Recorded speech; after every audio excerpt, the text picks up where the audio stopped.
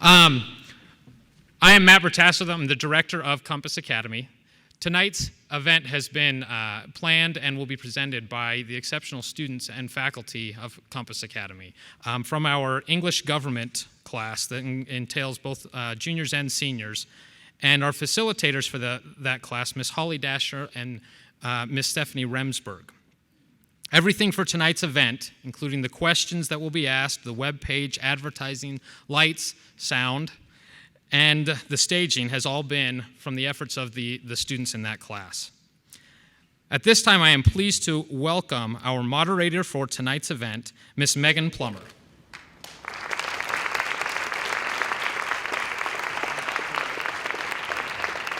Our official timekeeper, Mr. McKay Zabriskie.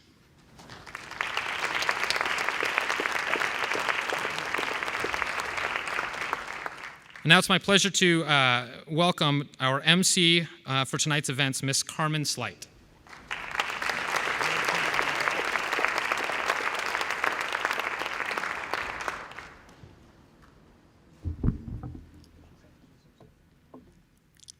Good evening. On behalf of the English and Government class here at Compass Academy, welcome to tonight's debate. This event has been the focus of our 3 classes since the beginning of October. As we have learned about civic responsibility and elections, we have canvassed the community and gathered questions from the public, which make up the content for this evening. Although we weren't able to broadcast this event live, the full debate will be available at our website, tinyurl.com/2014-debate. The web address is also listed in the brochures distributed at the door. We would like to thank our sponsors, Coca-Cola, Dad's Truck Stop, Signature Party Rental, and Staker Floral. We would also like to thank the following individuals for their support throughout the project. Our district superintendent, George Boland, Ms. Margaret Winborn, Mr. Clark Corbin, and Mr. Eric Durfee. And now I'd like to introduce our candidates for Idaho State Superintendent of Public Instruction. Representing the Democratic Party tonight and in this election is Ms. Jana Jones.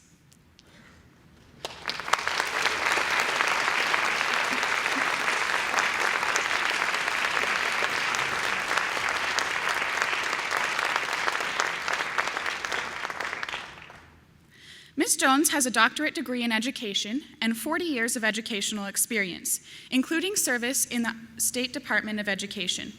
Her platform is Leadership You Can Trust. Representing the Republican Party tonight and in this election is Ms. Sherri Ybarra.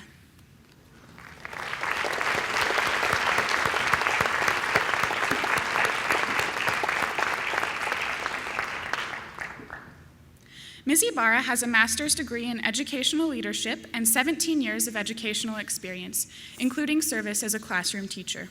Her platform is Address the Whole Child. And now I'll turn your attention to our moderator, Megan Plummer.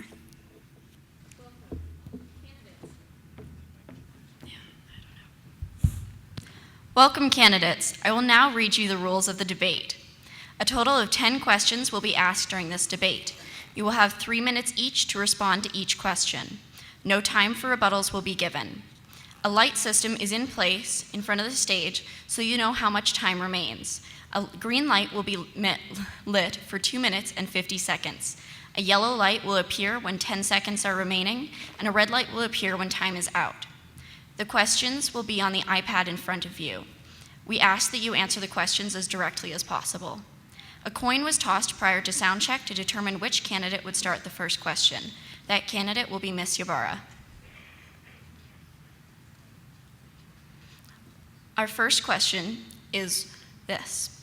What inadequacies in our state's education system did you see that led you to run for the office of Idaho Superintendent of Public Instruction? Good evening, and thank you for having me here. Would like to talk to the students about what a phenomenal job you have done setting this up. It is just very impressive. So thank you for having me here, and nice job, outstanding professionalism. I have stepped out to run for State Superintendent of Public Instruction because I have nearly 20 years of experience in the field in all phases.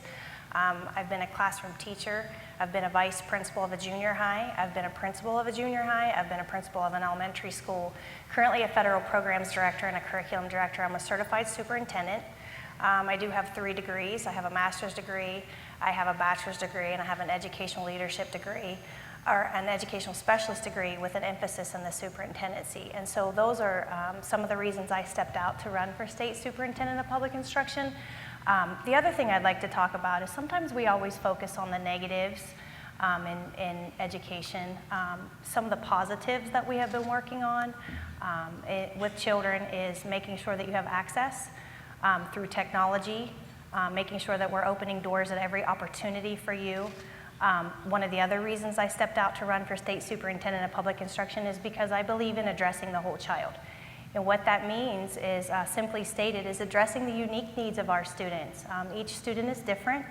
Each student is an individual in themselves. And that's why my platform fits beautifully into the next phase of education. We have squeezed every drop of educational juice out of the current system that we have. And so if elected as the next State Superintendent of Public Instruction, what I'd like to bring to Idaho is the new national movement of addressing the whole child, which simply put means that we are going to have a testing system that focuses on a motion picture of growth over time. Also 21st century abilities, and simply put just means strong speaking skills, strong writing skills, and strong with technology, and also safety and support. When kids feel supported and teachers feel supported, achievement's at its highest. And I know that this system works because under my leadership, I took a failing school to 4-star status by stretching the dollar, empowering the teachers, and maintaining a vision on addressing the whole child. And those are some of the reasons that I stepped out to run for State Superintendent of Public Instruction, and those are some of the items that I would like to address if elected. Thank you, Ms. Ybarra. You're welcome. Ms. Jones, the same question to you. And thank you also to all of you for the preparation for this debate, the opportunity to be here, and it's great to be in my hometown. And actually in the school where I went to junior high, only I have to say it doesn't look the same. It's pretty incredible. I'm a native Idahoan. I was born and raised here in Idaho Falls. My husband is from Burley, and both of us had the opportunity to get our education right here in Idaho. And with a lot of hard work, we were able to achieve the American dream right here because of that base education that we had. The same was true for our daughters. I now have 4 grandchildren, 3 of which are in our public education system here in Idaho. And as I've watched what's gone on the last 8 years, I have seen how our educators have felt demoralized, not valued. I have seen many of the indicators of quality education have dropped dramatically.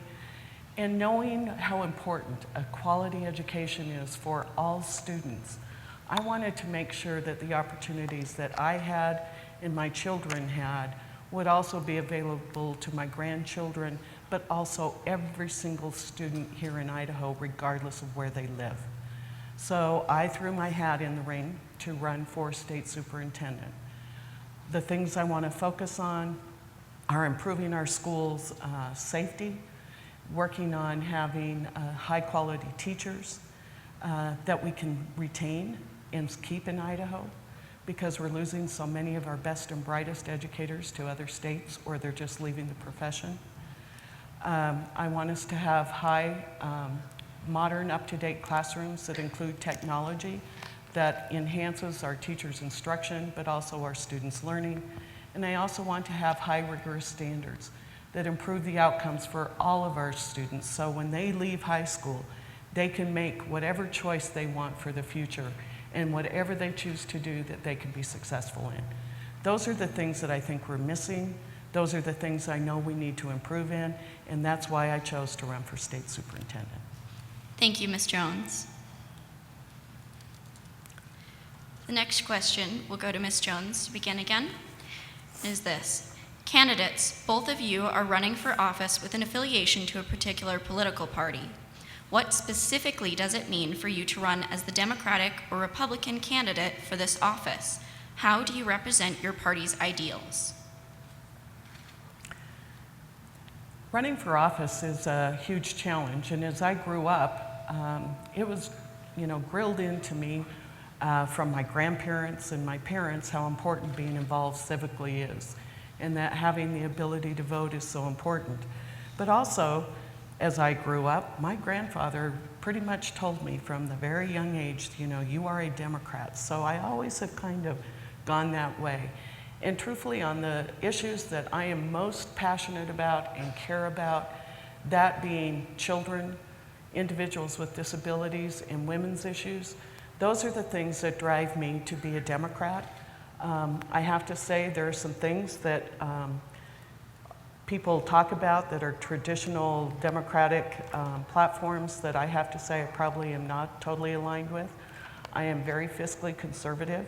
I want to make sure we're accountable and highly accountable, and that we're not asking and doing more with just asking for more money. I want to make sure that what we ask for, we're very diligent about why we need it and what we're doing and how we would get there. So those values and those things, part of it is growing up. Those were the values that I grew up with in my family, but they're also the values that I tend to move towards because of the issues that I'm very, very close to. Thank you, Ms. Jones. Thank you. The question will now go to Ms. Ybarra. I think it's important to remember that the Republican platform is about being conservative and local control and a government that governs the least, accepting personal responsibility, and being fiscally responsible. And so as a Republican, I'm proud of that, and that's what it means for me to run as a Republican candidate. But also, I think it's more important to focus on parents just want to know that their schools are running safely and effectively for their children. And so although those are my values as a Republican, when I come to school, I realize that parents just want to know the schools are running safely and that their children are being offered a good education, and that we are focusing on the things that are best for our students. And what that means is not only are you performing well in school, but are you prepared for the future? Because at the end of the day, it's more about, are you ready for the real world and 21st century abilities than it is anything else. I think it's also important to remember that I'm fiscally responsible, and when I took the team of students and parents and teachers and leaders from failing to 4-star status, it was in some of the toughest economic conditions that we've ever seen. And so I think it's really important to remember that all of those qualities that I'm running on are things that I've already proven that work. Empowering teachers, that's local control right down to the classroom. Stretching the dollar, didn't ask for more money.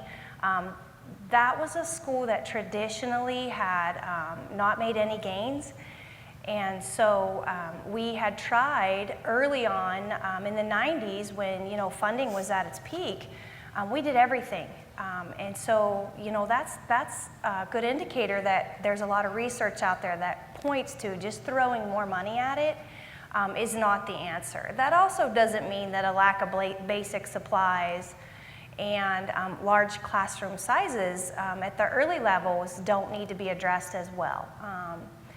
But it's proof that my model of addressing the whole child works, and that's really where the focus needs to be, is being fiscally conservative, local control, and accepting personal responsibility. And that's what I will bring to the table if elected as your next state superintendent. Thank you, Ms. Ybarra. The next question will go to Ms. Ybarra first. Author and management expert Ken Blanchard says, "The key to successful leadership is influence, not authority.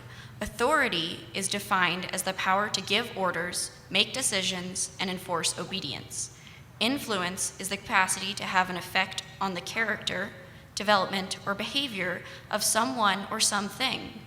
Winning the office of Superintendent of Public Instruction will give you authority, but more importantly, it gives you a chance to use your influence. How will you use your influence to do your job successfully? I think it's really important to remember, as the next state superintendent of public instruction, that's my leadership style. I have come from what I call the ground up model, working my way through every phase of education. And so it is influence that has been one of my leading issues, has been one of the things that I know that a government who governs the least is the most effective. It also points back to, teachers know what they're doing, and they spend almost 8 hours a day with our most precious commodity. And so stepping back and letting them do their job and just being there when they need you. And I will give you an example. I was a teacher in the building, in both buildings, matter of fact, where I was the vice principal and then the principal, was a teacher there, and then moved over to the building that had never made any academic gains. And that was in the 1960s. And I arrived there in the 90s. So they had never made any academic gains, and the leadership in that building just kept turning over and turning over and turning over. And so the influence that I brought as a team player in working from the ground up and understanding exactly what it is that teachers face every day, and that they work with our most precious commodity, and that it's respect, and it's the organization, and it is accountability and being able to hold folks accountable. But also at the end of the day, it's influence and knowing that it's relationships that is very important, and not the authoritarian role, and that everybody has a role to play, and it's very important in this business of education, and educating and understanding that we entrust our most precious commodity to that teacher every day. Thank you, Ms. Ybarra. Ms. Jones? I want to go back to the last question just real quick, because there's something I need to point out too. Even though it was about partisanship and why we choose to do what represent which party we're in, I think it's real important that we talk about that students don't come to schools with R's and D's stamped on their forehead, and that as a state superintendent, we shouldn't be partisan when it comes to making what decisions are right for our kids. And I think we have parties that we represent when we run for office to run a campaign and that sort of thing. But when you are the superintendent of public instruction, you represent all children and all families. And it's not about partisanship or politics at that point in time. It's real important also to note that being a leader as a state superintendent, what that person needs to be, number one, is the advocate for our students here in Idaho. We need someone who understands what goes on in a classroom every single day and what influences them. We need someone who can bring groups of people together and identify the issues that are affecting our schools and our policies and how we can better serve our kids and make better decisions. As state superintendent, I am committed to bringing together a bipartisan group of individuals who will work with me throughout my tenure. This group would include local elected officials from the city, county, state governments. It would include parents. It would include teachers, administrators, school board representatives, as well as businesses and students. And having that group come together on a regular basis and say, how are things going in our schools? Where do we need policies that will help improve public education in Idaho? Where are the things that are inhibitors to our public schools? What do we need as far as funding goes, and how can we best acquire those kinds of funds? If we work collaboratively together as a whole, focused on what's best for Idaho students, we can make the recommendations and the kind of policies in this state that will promote high quality public education and can get us feeling good about our schools again. I am a very collaborative leader. I've demonstrated that from the time I was in a classroom to owning my own business here in Idaho Falls to working at the State Department at different levels as the Director of Special Ed and as the Chief Deputy Superintendent. All of those people who worked with me in any of one of those capacities can tell you how collaborative I am and how I like to work and bring people with different opinions together to make the best decisions possible for Idaho's kids. Thank you, Ms. Jones. The next question is, when canvassing the community, many teachers expressed concern about how educators in Idaho have suffered for the past few years. What, if anything, do you propose to do to build relationships with teachers and heal the apparent rift that exists between the office you are running for and the educators of Idaho? Ms. Jones first. Thank you. As I've traveled the state, I have talked to many teachers who have left the profession. I had one young man here in Idaho Falls who actually said he had been a teacher for 5 years.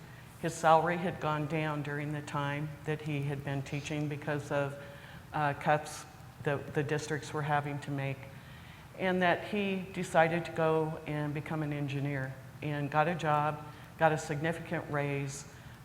He said, I didn't want to leave the education profession, but I had to for my family. I hear that constantly from our teachers. And it's not just about salaries. It's about feeling valued and supported.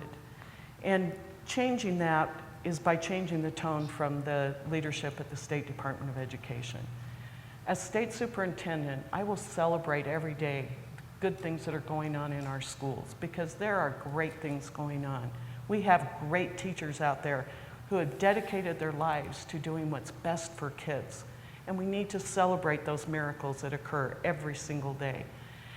We also need to have a superintendent who is open and will listen and will value people who have differences of opinion. That is so critical. What I also hear out from districts is that the State Department of Education currently doesn't value what people say unless you 100% support the party line or whatever they're asking for. I think it's imperative that we have diverse opinions to do what's best for Idaho students. That way we can come up with the best decisions possible.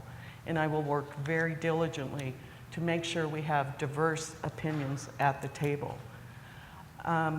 I want us to keep and retain our teachers. This year we started school, and many of our school districts across this state had vacancies and no applicants to fill those vacancies. They are now hiring student teachers, and they had to hire long-term substitutes. And while those people were great to step up and fill in those spots and do the very best they can, it's not fair to them as individuals, but it's also not fair to our students that we don't have the very best high-quality teachers in every single classroom in our state. We as a state need to value what public educators do every day in our communities. And we need to understand that the way we have a stable economy and the way that we have a stable future in this state is through public education. And I will be the champion for our kids, for our teachers, for our schools, because I know that public education will make the difference. Thank you, Ms. Jones. Ms. Ybarra? I think about our taxpayers and our schools and our teachers and how they deserve a state superintendent of public instruction who understands how students learn and grow, who understands by being on the front lines every day with their sleeves rolled up that you have to earn the respect of the team, that you're actually going to be leading forward, which is exactly what I did under my leadership. I had to earn the respect of the team to lead us forward. I will oversee education and get involved like I have. You know, it's not a sideline sport. You can't sit back and finger point, and although I understand the past, I also have a plan for the future. And so that's what's really important as well. When you join the team and you're there with them, you understand everything that they've been through because you've been walking in their shoes. But to continually bring it up and bring it up and bring it up without solutions, I think is where the healing does not start. And so as someone who's been there on the front lines and who understands every single day what we've been enduring, we recognize it, but we pick ourselves up and we move on. And some of the things that we need to remove are some of the things exactly that I have done. By removing undercurrents that come along while teachers are trying to teach, who understands as an 11-year classroom teacher myself, what what we need to do. We need to get parental involvement and make sure that we are singing our vision from the rooftops and that we have every hand on deck. And that's the beauty of my platform of Address the Whole Child. It actually focuses on the unique needs of our students. And if you have read anything about how students learn or grow, and I know every parent and taxpayer in this room understands how kids learn and grow. That's the part I think that we've been missing. And teachers say to me every day, you know, I didn't come into the profession to be a rich teacher. I didn't wake up and say, well, today I think I shall be a rich teacher. What I would like more than anything is to be respected for the work that I do. And as I'm traveling the state of Idaho, I hear from folks all over the places, we do respect the work that you do. We do respect that, and we do understand that accountability does not have to be that hard, that it's just simply a motion picture of growth over time, much like in the doctor's office. When you take your child to the doctor and the doctor says, this is their height and their weight, this is where they started, this is the direction that they're going, this is the goal that we would like them to meet. That's accountability. A testing system that's going to shame school districts, embarrass students, or embarrass teachers or anything along those lines, that's not how we do business in Idaho. So if elected as your next state superintendent of public instruction, I know exactly what we've been enduring because I've been walking in their shoes. But have a vision, have a plan, do not be long on criticism and short on solutions. Thank you, Ms. Ybarra. I am long on solutions. Thank you. Thank you. This next question will go to you as well.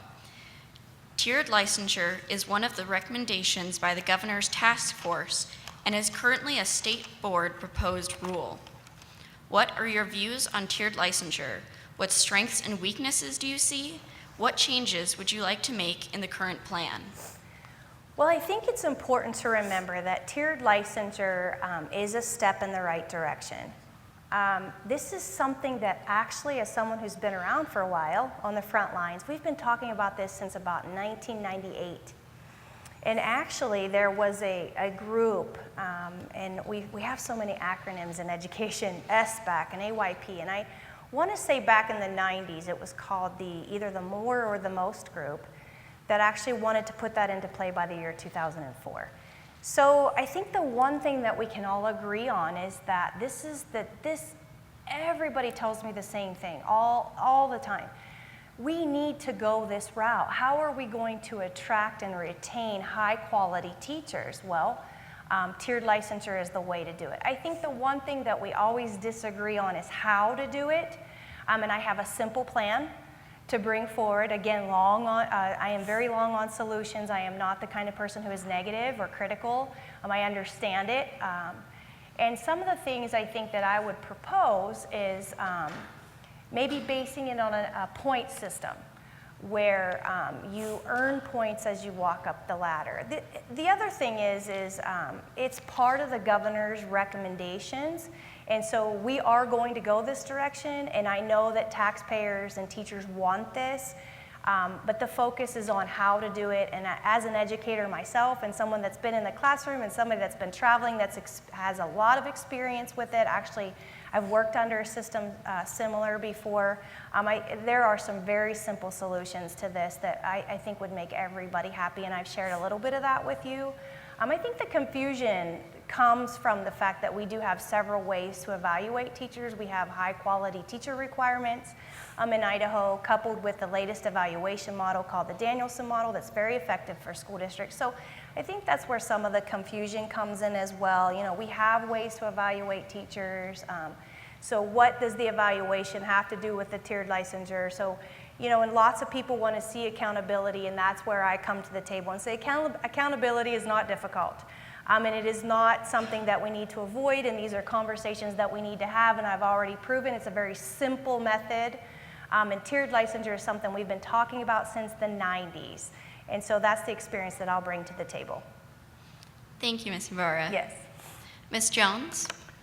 Well, there is a lot of confusion, and there's been a lot of discussion about tiered licensure. And when the governor's task force made their recommendations, the intent of tiered licensure was to elevate the teaching profession, and so that we can end up having teachers who are the very best that they can possibly be. The recommendations are very positive, and they drive a very positive way to building the profession. But what happened in the task force that then came after the governor's recommendations came together, not everybody stayed at the table.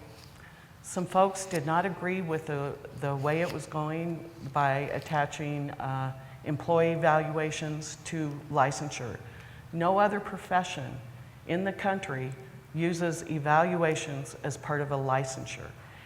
And because they weren't willing to stay at the table and work through the issues that people were having disagreements with, the communication broke down. So we ended up with recommendations going forward to the State Board of Education that not all the players were agreeing to. And as a result, we've had public hearings that have gone on around the state that have brought a lot of people out because they're very angry and anxious over what's happening and how it could possibly affect them.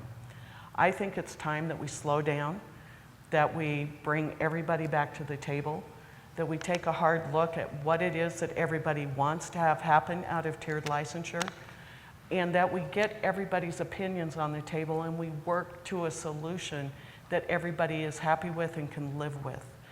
That's absolutely essential. The biggest pieces that people are having struggles with are tying teacher evaluations to licensure and having recommended that there are assessments that are just now in the beginning phases like the SBAC, or it was recommended at one point that the IRI, which is a screening tool, would be used for part of that evaluation. Now I know there's some changes that should come, and if people don't understand clearly what the recommendations are, we need to stop, slow down, bring everybody back to the table, and start over. The other issue is what Sherri was referring to, I believe, that started in the 90s, and we actually had a state law that they repealed later, was the career ladder, and that's how we pay our teachers. Evaluation and being linked to how we pay our teachers is something that all employers do. But trying to link it to you have to have tiered licensure before you can have career ladder has also caused some of the angst. I think we need to just stop, slow down, start over, and make sure people have a clear understanding of what the expectations are and how we can then move forward to make sure that we do this right the first time and don't have to keep revisiting it. Thank you, Ms. Jones. The next question will start with you. Compass Academy is a magnet school within Idaho Falls School District 91. Magnet schools look different than traditional schools. Another type of school that varies from the traditional mold is a charter school. What do you predict the outlook to be for these types of non-traditional schools over the next 5 years? I celebrate choice in that parents and children and our students have choice. The thing that we need to make sure, though, is whatever that choice is, that it's the very best possible solution and that all schools are successful. Traditional schools work real well for some students. Compass Academy and the project-based and doing the approach with technology that you have here works very well for the groups of students who are going here. I believe we'll see more magnet schools that will come up over the next few years. I know in the Treasure Valley there are several. I also expect that we will see some additional charter schools that will be recommended or proposed to the Charter School Commission over the next few years.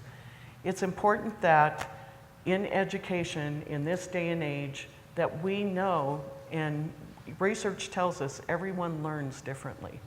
And we need to have teachers in classrooms that can meet the unique needs of our kids, regardless of whether they have disabilities or if they are on the other end of the spectrum of being gifted and talented, or having both, having a disability but also gifted, talented. Teachers who have the skills and the knowledge to be able to instruct our kids in whatever classroom they are in, wherever their parents choose to have them enroll. I think that's absolutely essential. So I do believe that we'll see over the next many years changes in how instruction occurs across all classrooms, We'll see magnet schools that will come up and be very successful in addressing needs of students, as well as charter schools. But again, my whole focus as state superintendent will be that every single school will be the best possible school, the school of choice for that parent and that child, and that they will all have what they need in order to make sure that their students come out being the best prepared students possible. Thank you, Ms. Thank you. Jones. Ms. Ybarra? Thank you. I think charter schools, they are public schools. It's important to remember that. They also fit nicely into my model or the national movement of Address the Whole Child, which means each student is different. And so they have choices in their life to whatever fits them best. Some students are athletic. Some students are not interested in athletics. Some students are interested in music. And so whatever works best for kids is always at the top of my list. I mean, while I respect the right of a parent to make choices for their children too, we can remember, probably many of us in here, when we had a phone company that was monopolizing the business, and monopolies never work out in anybody's best interest. So it's also important to remember why charter schools were invented. They were invented as a model for innovation, for what's working best. And so I think what's been happening is there's some pitting against traditional schools, against charter schools and magnet schools. But we need to go back to the quality controls are not the same. And so rather than pitting one against each other, it's more important to remember that why were charter schools invented? They are great for students and choices. They offer opportunities for our kids, which fits in to address the whole child. And what are we learning from them? We are learning that some of the most important things that relate back to achievement is parental involvement. And that choices for kids are good. And we are seeing wonderful results, and now we need to get to the table and start talking about those things that the reason they were originally invented is what is it that works best for you that we can learn from, and vice versa. So whatever is best for kids, I am always going to support. Thank you, Ms. Ybarra. You're welcome.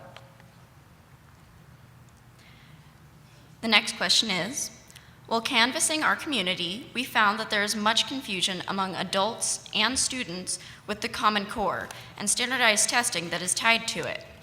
How do you respond to these parents and students? Can you clarify the role of Common Core in Idaho's education system? Ms. Ybarra first. Oh, that's a great question. You guys are phenomenal.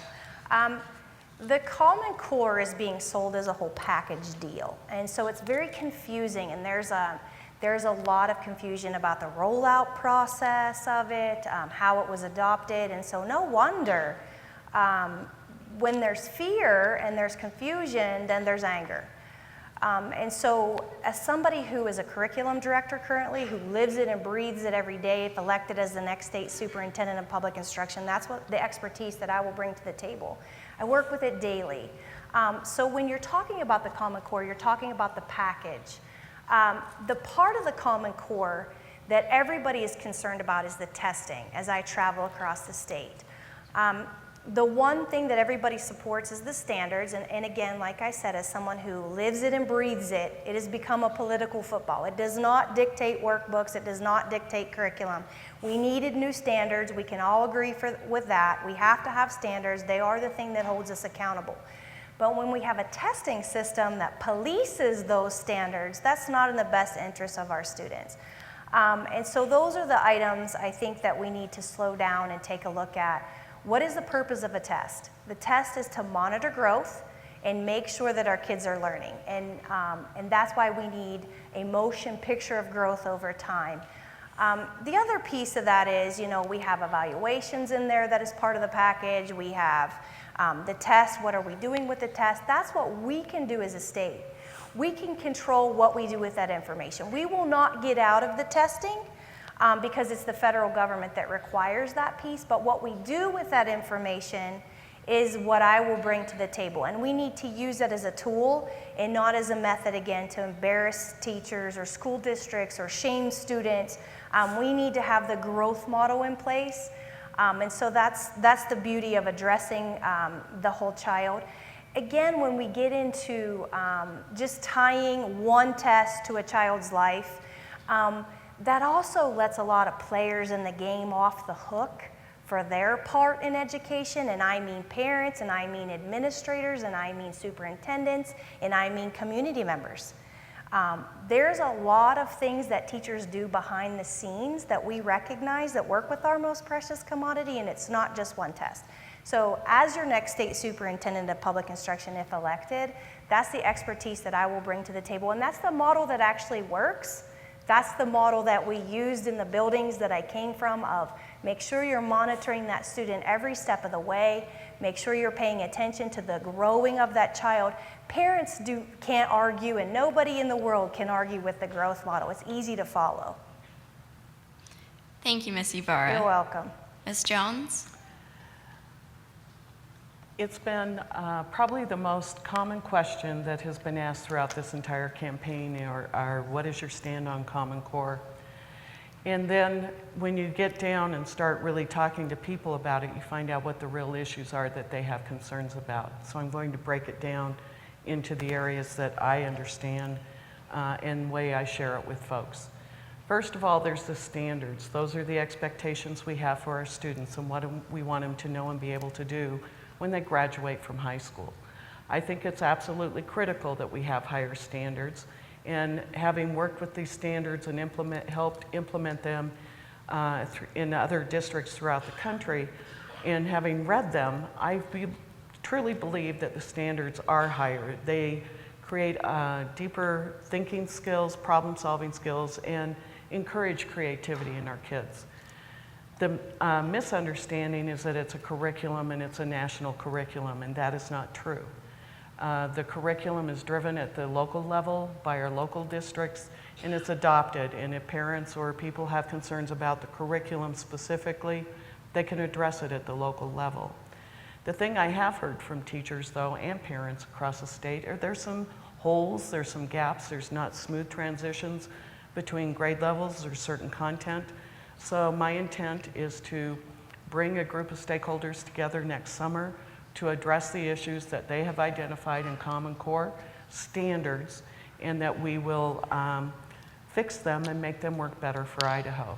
We can address the issues of specific standards that parents have concerns about, and we can also make sure that we have smooth transitions and that they really are truly Idaho's core standards.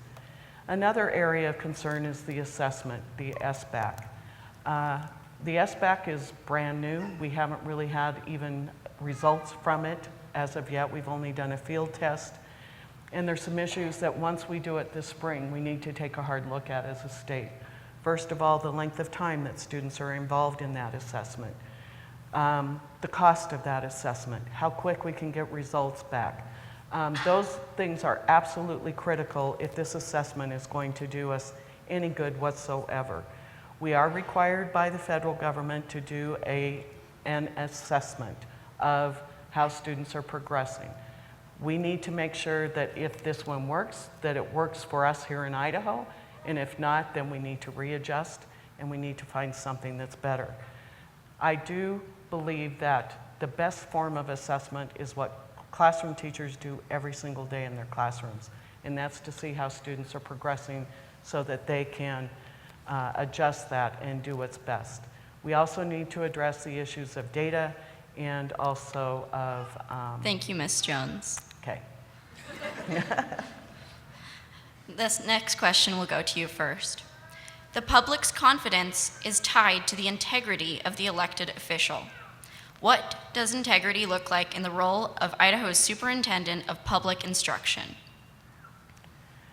Integrity is critical, I think, for all of us. It's a value here in Idaho that we all have, and it's important that people can trust the person that they are working with, that they know that the information they are sharing is open, transparent, that they can be accountable to it. The state superintendent's job is a very, very difficult job, but it also involves every single student in every single school district in every single community in this state. And they need someone that they know will not spring something on them unannounced, similar to what we had with the Luna laws. They need to know that they have someone who will be very open and inclusive, that will bring people to the table, that will value input from anyone around the state, and that they can trust that when someone gives them information, that it is the truth and the whole truth. I strongly believe the way you can check and see during a campaign if someone has integrity is how they run their campaign and how they act as a person who is running for office. That demonstrates to the public what kind of person you could expect. I believe that I have run a campaign that has been very clean, very open, very transparent, and very inclusive. And if elected and when elected State Superintendent of Public Instruction, you can expect from me and my office and the people who work in the Department of Ed to operate in the very same way. Integrity is what all of this is about. It's not about politics, it's not about partisanship, it's about being the kind of person that can emulate what we want our kids to grow up to be like, what we want our future leaders to be like. Thank you, Ms. Jones. Ms. Ybarra. Thank you. I think integrity looks like many things. Integrity is earning the respect of the very team that you'll have to lead forward. Integrity is rolling up your sleeves and walking in the shoes of others and understanding that you take responsibility for any mistakes that you make. It's a hard focus on your vision and being able to communicate that to parents and saying, hey, this works, and to taxpayers and to students. It's not focusing on the political piece, it's not focusing on campaign rhetoric, it's not finger pointing, and it's certainly not the ability to accuse others of, oh look, there's another mistake, oh look, there's another mistake, because I don't know that there's one person in this room that hasn't made mistakes. And I think that's also a value. And part of having integrity is standing up and saying, you know, we need to get back to talking about education at all times. If you really don't want to focus on the politics, then don't bring it up. If you want to focus on education, let's talk about education. Let's talk about, I know there's a few problems there, but let's not use the kids as a pawn. Let's talk about what I can do for you, students. Let's talk about how we need to make your future bright. Let's talk about all the wonderful things that has gone on in Idaho, like giving you access. Those credits that you can earn, up to 32 of those, are part of the good things that now that can save you money going into college. Those are some of the things that we've been working on, that you can earn 32 credits under your belt before heading down that line. Wow. I didn't have that opportunity in high school to move forward that quickly and save my parents the money to go on to college. Those are the things that are integrity. Those are the things that we focus on and saying, I'm here today to talk to you about education. I am not here to finger point. I am not here to be negative. I am not here to say, look what somebody did wrong. We're all very well aware of that. And that's easy to do, is talk about someone else because maybe you don't have anything about yourself to talk about. But that's not nice. And that's not an educator. And that's not somebody who works with our most precious commodity, because we all know in a classroom that is a mistake-making place. And that's what we tell our kids every day. I'm here to assist you. I'm here to move you forward. What can I do to help you? We will recognize the past, but we will move on. And what can we do for education? And how am I here to serve you, kids? Thank you, Ms. Ybarra. You're welcome. Before asking the next question, I would like to inform the audience that it was sent to the candidates in advance in order to allow them to prepare specific answers. We will show the referenced expenditures to the audience after the question is asked. It is your duty as superintendent to create an ideal budget to present to the legislature. In the public school budget request for the fiscal year of 2016, approximately $1.46 billion are set aside in numerous line items. Legislative Services has informed us that you have until November 28, 2014 to submit budget revisions with non-statutory expenditures from 11 line items. After looking over Superintendent Luna's proposed budget, how would you like to reallocate funds to support your vision for education? From which, if any, line items would you add, subtract, or reallocate money to support your vision? Ms. Ybarra first. Thank you, sorry. I have a copy of it right here. Because they did let us know this question in advance. So this is something that I've been looking at for a very long time, since it came out. The other thing is it's important to remember that one of the hats that I wear as a federal programs director, I am one of the chief financial officers for 9 schools, over 4,000 students and 300 employees. And so when I took on that responsibility, it was my pleasure to work with also a business manager in my school district, and then we put the budget together and we present that to the taxpayers in our school district, and we review that. But the one thing to remember is some of the things that you look at when you take a position like that is what is it that you support? And so the things that I support are the technology pilot programs, because I think that technology is all around us and it's not going away. And pilot programs are things where people can reach out and take that on according to their school district and what works best for them in addressing the whole child, of the unique needs of the kids in their area. Some of the other things I support are the remediation in those line items. It is important that we intervene early and often, and we all know as educators that as the achievement gap gets greater, it is harder to close. And so remediation courses I support as a line item. Some of the other line items that I support is limited English proficient dollars, because students who have a second language need remediation as well. And we are a service organization. We take them all. And I tell parents every day, they are sending us the best that they have. And so we service everyone, and we need to make sure those dollars are in place so that that creates the opportunity for every student, no matter where they live, to have access to the same programs no matter what their zip code is. Now, have I had the opportunity to look this over and think about some changes that I would like to make? Oh, absolutely. To sit here and say that I don't approve of line items, and it's just not realistic. But there are some items that I would free up and try to give local control back to districts. But the purpose of line items is to make sure that you as students have the same equal access no matter what your zip code is. And so remediation courses I support, limited English remediation I support, technology pilot programs I support, and it's also important that I support the safe and drug-free schools line item as well. That's a safety and support so that when you feel good and you feel safe, you're learning at your maximum and achievement is at its highest. Thank you, Ms. Ybarra. You're welcome. Ms. Jones?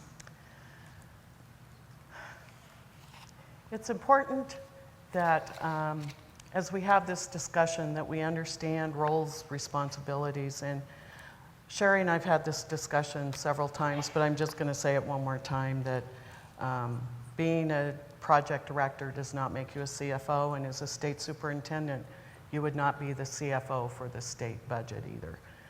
There are other people who have those roles and responsibilities. But it is the state superintendent's job to understand the state budget and to be the advocate for that state budget as we move forward. As I've reviewed the budget, there are several things that I think we need to understand and why the governor's task force recommendations have come up with the recommendations they have. First of all, over the last 5 to 6 years, we've increased our enrollment number of students by 14,000 students, and we've decreased the amount of funding to our schools over that same period of time by $97 million. We've also seen a decrease in staff of 258 teachers in the state that are currently not being funded. We need to change the conversation, and the number one recommendation in the governor's task force was to restore our operational funding. And if you talk to our districts and our school board members, they tell us over and over again, their number one issue is they need their operational money back in order to maintain what they're doing. I think it's 94 school districts in this state have passed supplemental levies because they don't have adequate funding from the state. One district in particular, Coeur d'Alene, told me that 27% of their budget is based on supplemental levies that they had to go to the taxpayers for. And if that district does not pass their supplemental budget, their supplemental levy, they will have to significantly cut their programs. We have districts who cannot pass supplemental levies. So based on the presentation of Tom Luna's budget, there are some things that I think we need to really look hard at. First of all, the recommendation for a career ladder. That goes a long way to addressing that operational budget that the districts are talking about. Part of the way we decide how schools are funded is the base salary for teachers as well as a minimum salary and how they're reimbursed to the districts.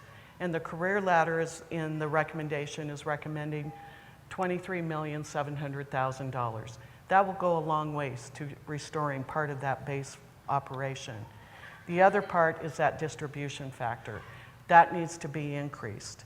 We also need to, and I'm not going to have enough time to get into it, so, but there's other things we need to look at. Thank you, Ms. Jones. Boy, you guys are good little timekeepers. Thank you. You're the best. Thank you. This next question will start again with you, Ms. Jones. If you had to write a letter of recommendation for yourself, what would you say about your qualifications for the office of Idaho's Superintendent of Public Instruction? Very good. First of all, I would talk about my educational experience and my educational background. I have 2 degrees from Utah State University that are in special ed, my bachelor's and my master's degree. I also have a doctorate from Idaho State University in educational leadership.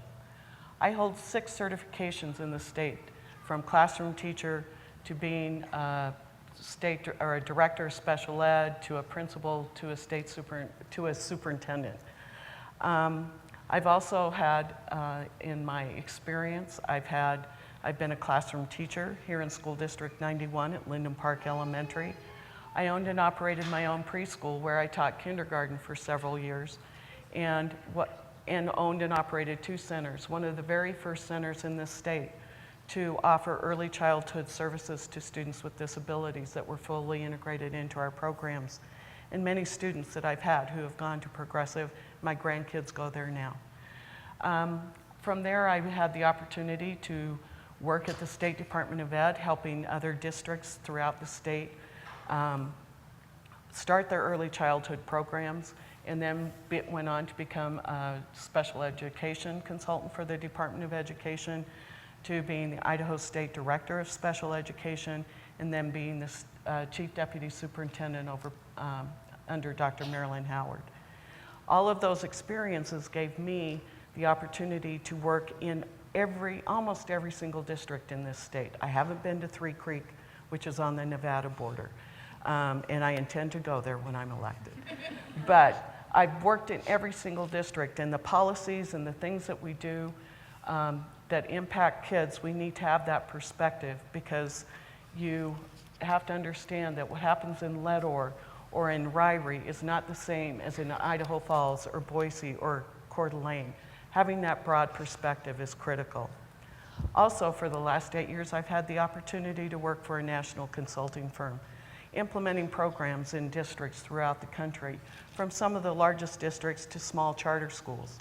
It's really broadened my perspective to help me see things that work very well and things that don't work so well, and what I could do and how I could bring that knowledge and those things here to Idaho to make me be a much better superintendent. I've helped and assisted in preparing the state budget. I've helped prepare and do policies at the state level. I've presented to the legislature and been engaged in working with the legislature. I worked for 3 superintendents and also a governor, and worked for a Republican superintendent and a Democratic governor. I know how to cross and bring people together to do what's best. Thank you, Ms. Jones. Ms. Ybarra? Thank you. I have 3 degrees. Mainly, the 2 that are the most important are the leadership degrees. I have 3 endorsements from the state of Idaho, and I did specialize in the superintendency, much like a doctor who specializes in maybe ear, nose, and throat or pediatrics. My specialty is the superintendency. It's been my pleasure to work with teams, to lead them forward as a curriculum director, as a federal programs director, as a teacher for 11 years. And it is that experience that you have on the front lines of earning the respect of that team and not being absent, working on the business side. It's really important that folks understand that those very people that you've been boots on the ground with is the very team that you need to lead forward. And that team that I led in several schools, in increasing math achievement by 45%, increasing reading achievement by 65%, and the experience of stretching the dollar, going from some pretty stable economic times into some economic times that were a little bit tougher. If the money is not there, it's not there, and that's nobody's fault, and it's been very hard on everybody. But I am the person who's creative, innovative, and can motivate and bring Idaho forward. I've shared the vision with you that works. I am ready to get started. I have a lot of endorsements from current legislators right now, and we have been working together on a plan to move us forward. I understand there's been some bumps in the road, but again, I am not long on criticism, but I am long on solutions, and I have proven that the vision that I'm going to bring forward does work. And that is exactly the experience that we need. We've been very critical in putting people in places that don't have that front lines experience, and we have noticed that has been very dangerous because there is a step that we are missing in there. When you step off the scene and you go into the business side, we don't need to go backwards 10 years. That's like a light year in education. And so you need somebody that's current, you need somebody that's proven that failing to 4 stars is tough, and that it can be done, and that I am very well prepared, and that I have earned the respect of the team that I'm going to have to lead forward. I'm conservative, I am organized, and I have worked from the ground up, and it is a pleasure to be here with you and all of the kids tonight. And I think about how they deserve a state superintendent of public instruction who has been on the front lines with the teachers, who understands exactly the positive changes that we need to bring to our state to make everybody proud. And I would be honored to represent you all as the next state superintendent of public instruction. Thank you very much. You're welcome. And thank you both candidates. That was our last question for the debate portion of the night. I will now turn the mic back over to Carmen for our closing remarks. Thank you. You have done a phenomenal job, outstanding. I couldn't have done any better myself as a teacher. So hats off to your teachers and your parents as well, and the hard work that you put in. Thank you. You're welcome.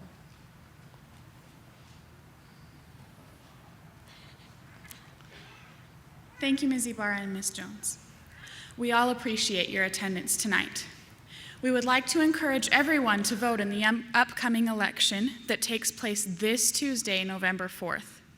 Also remember to visit our website, tinyurl.com/2014-debate, as it is typed on the brochures found at the door. Ms. Ybarra and Ms. Jones are available to answer any further questions in the Cyber Cafe just out the doors and to your left where soda and water are being served. Thank you all for coming, and drive safely.